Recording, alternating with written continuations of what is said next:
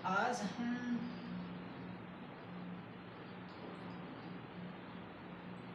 हम देखेंगे centre of mass for symmetry things. Hindi में बोलते हैं कि सममित वस्तुओं के लिए, यह है सममित वस्तु के लिए, ठीक है। सममित वस्तु के लिए क्या भैया? Centre of mass.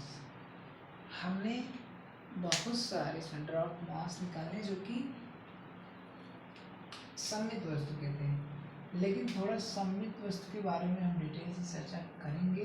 लेकिन अभी मैं सममित वस्तु के बारे में थोड़ा सा बता देता हूँ। जैसे ये है, ये सममित है, ठीक है, मतलब चारों इसके पार्ट, सारे पार्ट इक्वल होंगे।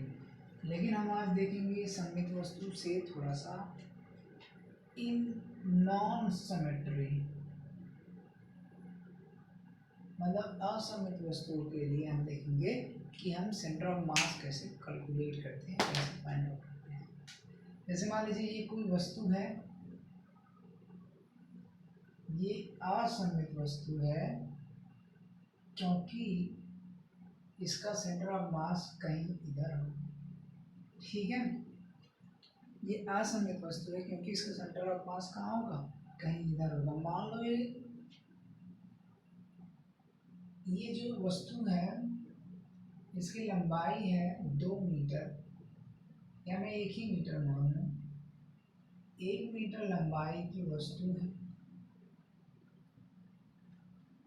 चूंकि ये वस्तु है तो इसका एरिया होगा लैम्डा होगा, और एरिया यानी कि लैम्डा हमने 2x kg पर मोल या पर मीटर क्लिक कर दिया, यानी कि 2 किलोग्राम x की दूरी जो मीटर के अकॉर्डिंग चेंज हो रहा है। तो हम जानते हैं कि लैम्डा की वैल्यू मास बाय एरिया के बराबर होगा।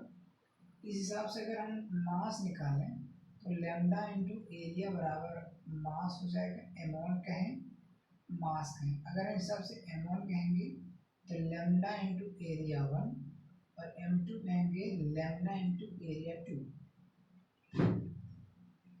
m1 जो है हमारा 0, 0 पे है, m2 हमारा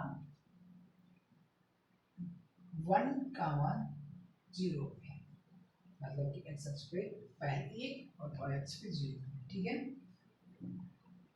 अब हम देखेंगे कि लैम्डा की वैल्यू हमें गिवन क्या है? 2x।